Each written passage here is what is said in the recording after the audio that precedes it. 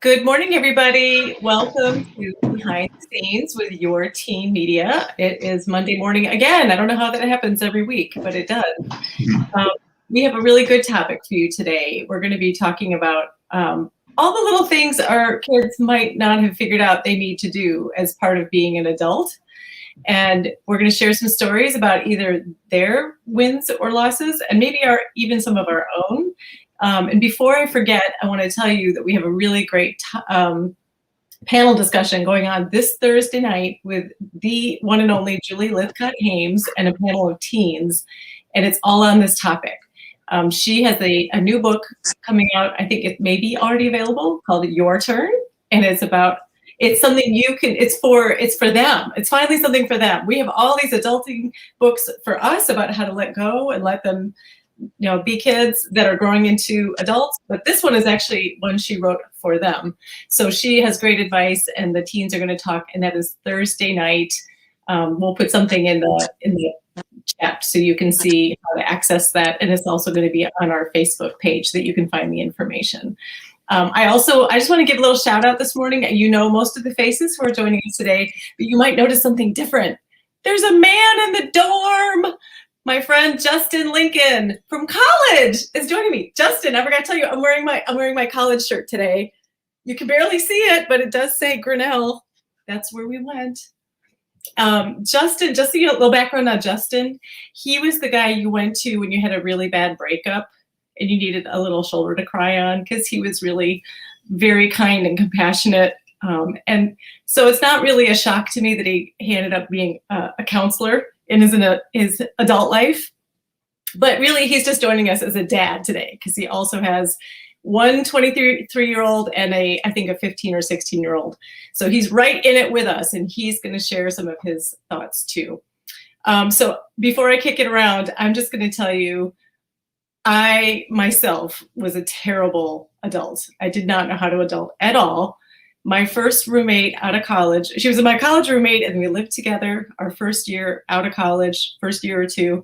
And I have this distinct recollection of me saying to her, "Hey, Trish, the orange juice is like fizzy. What's up with that?" And she goes, "Dude," well, I don't think we said dude back then. She was probably like, "Dumbass, it means the orange juice went bad. Don't drink it." I was like, I wish you could have told me that about an hour ago. Not feeling so good. That is just one of many, many fails that I had. She's really the one who taught me how to be an adult. I think my parents, I was fifth kid, and they were like, I think they thought I was just going to learn it from osmosis, or my older siblings would teach me.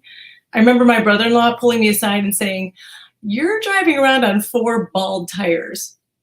And I was like, "What now? What about the tires? They have hair? I don't understand what you are telling me." So these are just a few of the examples of my own dumbassery at that young adult stage. I'm sure that other people's kids have got it all figured out, and that they were all perfect adults right off the bat. So because he's our guest of honor, I'm gonna kick it over to Justin, who's having a little audio trouble this morning, but hopefully he's hearing us okay. So Justin, if you can hear me, bring in. I'm not sure where to jump in. Jen, thanks for that awesome introduction with stuff. Yeah,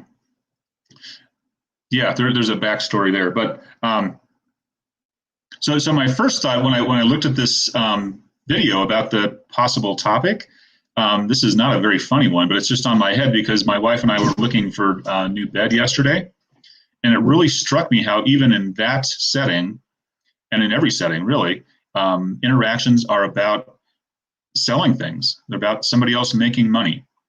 So of course we left there with a bed that we hadn't planned on buying. And my wife was really wanting to get the adjustable platform, which we hadn't known anything about before, but of course they were pushing that hard.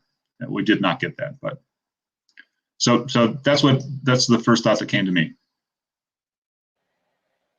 I'm going to jump in and just say, like, if anyone wants to, and Jen and Justin, you can come back in here, but in terms of parenting our kids, like what in particular, so there's a TikTok that's going viral right now, really viral, of a kid saying that why didn't anybody tell him that the groceries, Emily sent it to us, that groceries, produce goes bad? Now, my mind, that's not the most tragic thing that we send our kids off to school without knowing, or we launch our kids without knowing, because, I'm guessing for some it will be one grocery shopping that they'll learn that, and maybe someone else too. But the loss of not having had a parent point that out to you is not going to be so great. I think there are many more serious ones that we know about. So if anybody who wants to jump in now with their story of what was really a high priority on their, you've got to know this before you leave. And well, since I'm on, I'll just tell you that I felt like before my kids, the summer before they left for college was this terrifying feeling of I didn't get to everything. So the long list of, talk to your kids about drugs and alcohol drinks that it's not legal for you to have them, but if you have them, make sure you're holding it the whole time so you don't get slipped a roofie, and all of these other conversations that I just wasn't 100% sure I had told it to them quite enough times. And so I followed them around the house. I probably only did it with the first two, because by then the response was pretty clear that they were done. And one of my kids turned to me and said, "You're done. You raised good kids. You're done." And I was like, based on whose criteria? I don't know if that's true or not. Anyway, the point is, your moment is now if you have kids in high school, because really, once they're gone, they're not begging for it. They probably aren't begging for it in high school, but you have them a little more captive to have the things that you think in your family they need to know before they leave. And for you, it might be laundry. Like, I just want them to be really good at knowing how to separate whites from colors.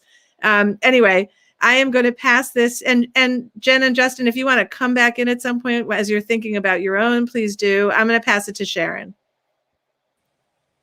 Good morning, everybody. I have teenagers at home right now. My oldest is 15, so I have lots of time, right? But the problem is I feel like we don't always think of everything, because there are so many things. Like we cannot possibly get to everything and have a checklist where they leave the house and they're perfectly prepared for every single thing that comes along, because we just don't know what's going to come up. So in my mind, the most important thing is to get them to do as many of those things, and then feel like when the unfamiliar stuff does come up, that they can handle it. So what drove me crazy, and they're all much better at it now, was when somebody would knock over like a glass and the water would spill or whatever it was, and they would just look at it frozen, like, and then I'm like, pick it up. You got to stop the spilling. Then you got to mop up so it doesn't damage everything around it. And just the lack of response. So I'm just looking for that, oh, I can react in the moment and figure this out. But on the other hand, I think that they don't really need to know everything either, is my theory, because there's stuff that doesn't come up very often. Like, I remember definitely in my 20s, and I was pretty independent as a young adult, but in my 20s, I would call my mom up and talk to her about, when I wasn't feeling well, because hopefully you feel well most of the time. And it doesn't come up that you have symptoms of this or that illness that much. And why not call your parent about that? Or why not? I still do sometimes call my dad about questions about cars or the house, because he's really handy. And, I think that asking for help is not a sign that our young adults have failed or we failed, because they need us sometimes. But I think if they have the muscle, if they can handle most of the stuff that comes up and they're asking for help sometimes, I think that's success. So. Okay, before we switch it, I'm going to just share some of our audience participation, because we love that. We want to encourage that. So Deborah says, last night, my husband taught my son how to replace the flapper in the toilet. I want to know if he's available for us to learn, because Mindy is there shaking her head. I have no idea how to do that, but I would love a lesson in that. I need one done right now, actually. Can Deborah come to my house? Can you send your husband to my house? We have a toilet that's running. Come on. No. Anyway, my husband's a fantastic businessman, but oh my gosh, he doesn't want to do with a hammer. Deborah, we'll chat privately. No, just kidding. Jiggle the handle. Jiggle the handle. Doesn't work. It's bigger than that. Yeah, Sorry. we know that fix, but what happens when it doesn't work? I can't even find a plumber to fix mine. Okay, so Trish, just because this is so fun and we all know this kind of story, Trish had a black and white sweatshirt turn out blue after laundering. So, but lesson learned, right? Like not the worst thing to not have been taught beforehand. Okay, so Lori is a list person. I need the list of all must have mastered before college. Oh, Lori, you don't. It's too long. Working on laundry. My son says changing a tire and he knows how to. That's a great one. And then I'm going to do one more and then we'll get back to, we'll toggle back and forth. So Tracy says, yes, I see kids come to the ER with stuff that grandma used to take care of. Like they literally don't know that they could take care of it themselves. Wow. Yeah. So lessons learned along the way, but let's go to Mindy. What have you taught your kids or wished you had taught your kids that you didn't get? I think what I haven't taught, there's a long list, but one of the things I totally failed to do was cleaning. So now my kids are older. They're on their own. And I'm not going to be sexist. I'm not going to say it's because they're boys. Totally my fault. But I still don't like to go into their apartments. They just don't have the same sense of clean. I just don't get it. And totally my fault. I know they can clean. When they were home, there were times they had to clean their bathrooms, and they did a great job. But I guess I didn't do that enough. I would say cleaning and the fixing stuff around the house. And I blame my husband for that because, as I said, he's a great business guy, great dad. And I'm sure he's not listening. My kids don't know how to do any of that stuff. So those are, it's the little things I find. The car, my son's ignition was practically broken. He wouldn't get it fixed until he literally got locked out of his car. While the car was running, he had to call AAA. So it's all those the laundry, the cars, the cleaning, grocery shopping. That for me, and again, I could go on and on and on, but all those. So clearly I failed as a parent. What did I teach them? I don't know. Therefore, I'm going to push it right over to, Jody, take it over. Rescue me. Oh, Mindy, I cannot rescue you. I'm sitting in the same chair as you are, basically. But, I realized that I had really failed, and I've told this story before, so I don't feel too bad about telling it again. When we were driving my oldest son to college, and he was sitting in the back seat registering for his classes because all summer he hadn't checked his email, hadn't done anything, and didn't realize that you were supposed. And so, that was like my first jolt, is that, wow, maybe whatever we were doing really didn't pan out the way that I had hoped it would, at the end of the day, he signed up for classes and it was sort of fine and all of that stuff. But when I think about it, I guess now with the long view, I think about how many times I did things for my kids that they could have done for themselves, and thinking that it's okay, they'll figure it out, which I think is true, and it's more efficient and it's more convenient and it's better for me, quite frankly, because then I don't have to keep going in circles or doing this, and how that tended to backfire at some times with everybody. Well, you always do this, and so I guess.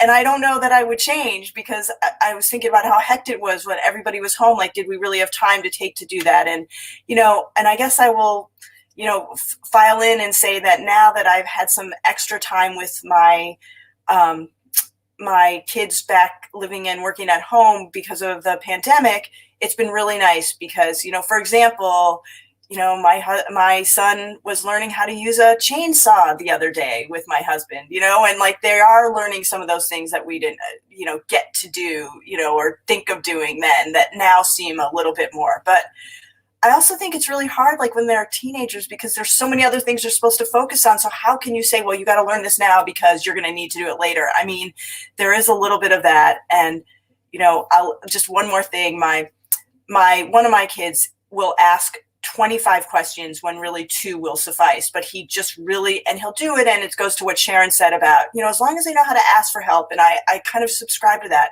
But my other one gets so annoyed with this one because it's like, why don't you just Google it? Why don't you just Google it? So I guess, the question is like, as long as they do it, it doesn't matter how, but I think it's also fascinating to watch how they kind of come into these skills or don't come into them or, whatever. So, and that reflects their personalities too, like who's more willing to wing it and just go try this or whatever. And who is more, no, I want to do it this way. And okay, last comment. And it doesn't really matter because they're never going to do things the way that we think they should do or we want them to do either. So you may as well let go of that and stay at a hotel or whatever you got to do when you go visit them because, I just, I don't think that that's possible. So, all right. Anyway, Kamira, how about you? Good morning. I have 2 things that I insist on teaching our boys. And also I asked our 28-year-old this question. I texted it to him, so I'll tell you his answer, which has nothing to do with my 2 things.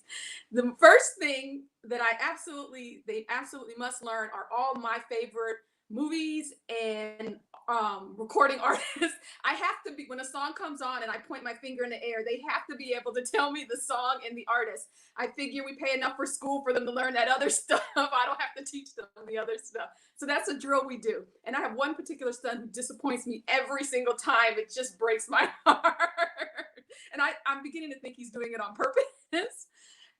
The other thing is that I figure my job as a parent is to make sure they know that they are capable of doing hard stuff.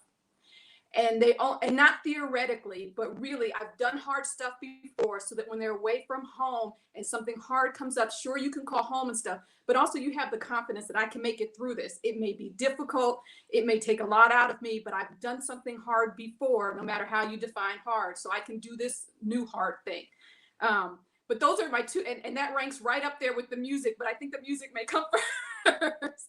When I asked our 28-year-old, I found this fascinating. He said that he wished he had known, someone had explained to him that you need to manage other people's expectations of you and how you live your life and what makes you happy.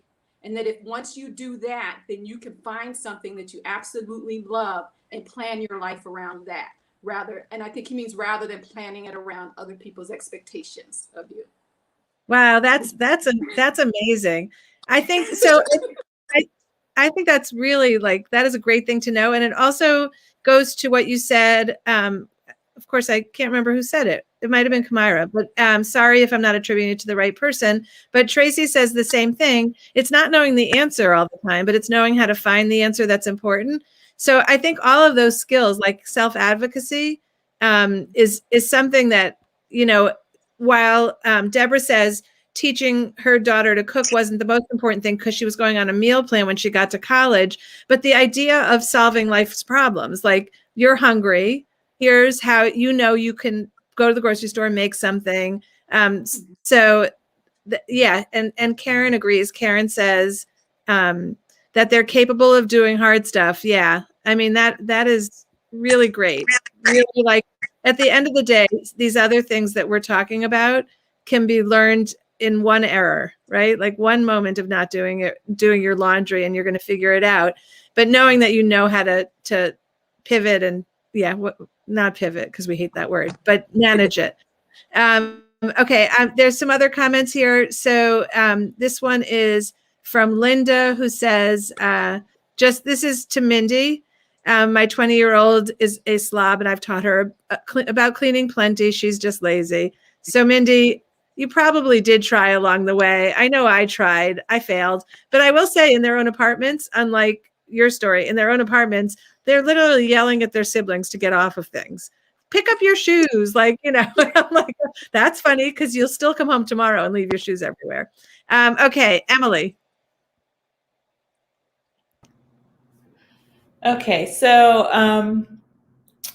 I guess I'll share 2 stories. One is we didn't realize that during the learning to drive, that we had forgotten to actually teach our kid how to pump gas. So the first time he I mean, it was, like you said, something he learned on the fly just fine. He learned it in one go, but he did, it would have been one of those things that we would have done together the first time. And he had to figure it out because we failed to cover that topic.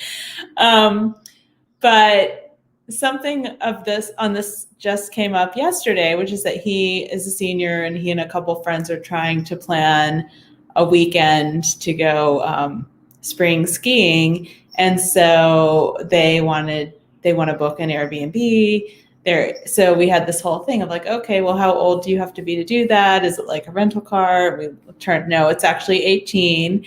But I had recently been looking at Airbnbs myself for some family travel and was really shocked by the difference in all the refund policies, because some of them it's like more like a hotel and some of them it's only 48 hours after you make the reservation. So we ended up having a long, involved conversation about how important it is to look at the refund policies, because as we all know, things with teenagers don't always pan out. And so that was just one example of like, oh, it was so nice. And I think one thing about the rush to learn things before college is I feel like he's much more open to having these conversations right now, 4 months before he goes to college. So some of the thing about teaching them when they're 15 and 16, some of it's what Jody said, like they just have other things they're focused on, but I think they're also in that different kind of phase of teenage life where they're not necessarily receptive to hearing it. And now he really wants to hear it. And so I definitely feel that what you're saying, Sue, of like, oh, we have not a lot of time, but it's also just like so sweet that he wants to have these conversations. So I mean, it makes me feel nostalgic already, even though he hasn't left yet. Anyway, that's all I have to say on the topic. I hope he'll call me. I guess, yeah, one last thing is just, we did also have a conversation, like adults ask each other for help too, and it's not a sign of weakness. And because I think sometimes, I think I've said this before, sometimes that language like, okay, you're on your own, or you're leaving home, you're on your own, it's all up to you now. Like, I think there was a little part of him that didn't realize like all the different ways, they don't see all the different ways that adults ask each other for help and rely on each other all the time. And there's nothing wrong with that. So I'll go to Eka. Good morning, everyone. I lost connection there for a while. So has anybody talked about money? No? All right. So that was a big one in our family, because my younger daughter used to always say, when I said, oh, I don't have any money, she'd always say, why don't you go to the bank and buy some more? So we had to have a discussion about money and budgets, and it didn't always work out, but I just thought it was important because I didn't want them to go off to college and then their first, we gave them money for whatever the first year.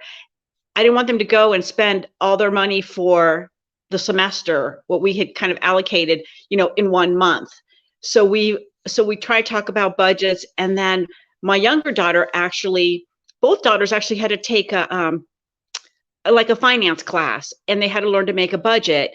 And I think that was eye-opening. I know my younger daughter had a class where I think it was a finance class where she had to come up with what she wanted to be when she grew up, then research how much she would expect to make, and then figure out the city she was going to live in, and find out rent and utilities, and then actually make a spreadsheet with the budget. And after she did it, it was so eye-opening that she thought that she should share it with everybody. So she made a blank copy and sent it to her older sister and to us, so we could start figuring out how to spend our money. So I think we tried, but didn't always work. We sometimes got like, Mom, do you think maybe you can Venmo me something every now and then? But that was a tough one for us. And we did, like I said, we tried. It doesn't always work. So that's what I've got. I don't know who's wrapping up. I think Sue, but that's what I got. Yeah, I'm going to go back to Justin. He's going to, can you unmute yourself, Justin? He's got another thing to say. Before that, my son, Helen says my son just cleaned his room and comments on his sister's room. That's awesome. Just all the things that everybody's talking about this morning makes me really grateful that I have a 23-year-old and a 15-year-old, because the 23-year-old is emerging from this kind of oblivious fog to things. So there's hope that the 15-year-old is going to follow suit too. And it really stands out to me that I think Sharon had mentioned that push to that feeling of you have to teach everything. And of course, that's not true. I'm not managing the line between dad and psychologist here very well, but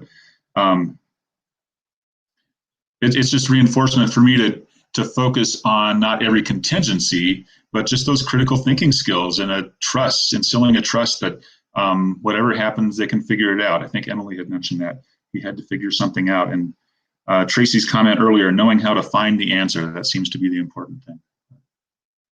Anyway, I just want to thank you all again for inviting me on. Listen to this. Oh yeah, thanks for joining us. So I'm going to end on a light note, because I think we all understand that the stuff that's really rich is harder and long term. But because Emily talked about the gas, I was reminded of taking a road trip with my daughter who had a permit, and so we were going to a concert in another state. And so she was getting her highway hours in that drive, and didn't know that when the gas hit, that when there was a red, that it meant that we were running out of gas. And so on a highway in the middle of nowhere, my car starts beeping because we are out of gas. Anyway, anyone teaching their kids how to drive might want to show that feature on your car, because it really, it was a kind of big problem. Anyway, Jen, you want to add something to that? I did. I wanted to just jump in one more time. When Emily said that comment about, we say things to our kids like, oh, you're going to be on your own. You got to know how to do this. I had a total flashback to when my oldest was going off to kindergarten, and we were getting her all excited about it and all pumped up. And we're like, yeah, you're going to be going to school all day now. It's a big, it's a step up from nursery school. And I could see the cloud like come over her face. And I think it was like a day or two of processing this. And she finally came back to me in tears. She goes, but can I come home to sleep at night? I mean, they're still kind of literal, even at the teenage years. We might say to them things like, you're going to be on your own, but we know you can handle it. I think it does bear repeating often and loudly that, yes, you can still call home. And we know that they only call when they need money. They text for everything else. So when I say call home, I really mean text. But I just wanted to, a quick poll, show of hands. Does anybody else's kids ask them incessantly how many seconds something has to go in the microwave for? Or is it just my kids? Yeah, okay. Like that. I just, my theory is sometimes they just like to hear your voice. They know they can figure it out, but they just want to hear your voice. That is my theory, and I'm sticking with it. So see you Thursday night for make sure you get all your good advice from Julie Lithcott-Hames and the team panel, right, Sue? Yeah, they're young adults, and they are going to be extraordinary to listen to. So I highly recommend signing up. We have 10 books to give away. So register on Zoom. The link is in here twice.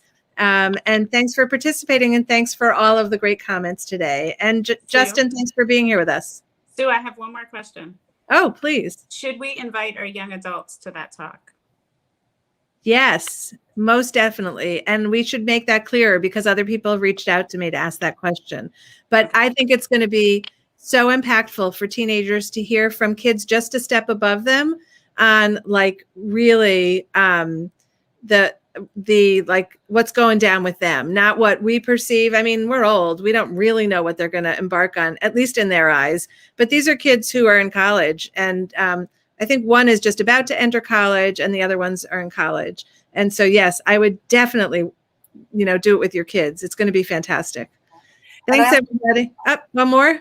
Well, I was just going to say what Kamira was saying about how she checked with her son. I think it could be one of those things that's equally great for parents because it's going to make us feel a little bit less like, oh my gosh, we've got to do all these things. Because when you hear what your kids say, it really is different. Probably, it's, maybe different from what you have going in your head too. And somewhere there's probably crossover, but so that's what I'm excited about. So actually, I think Kamira's idea is good all the time.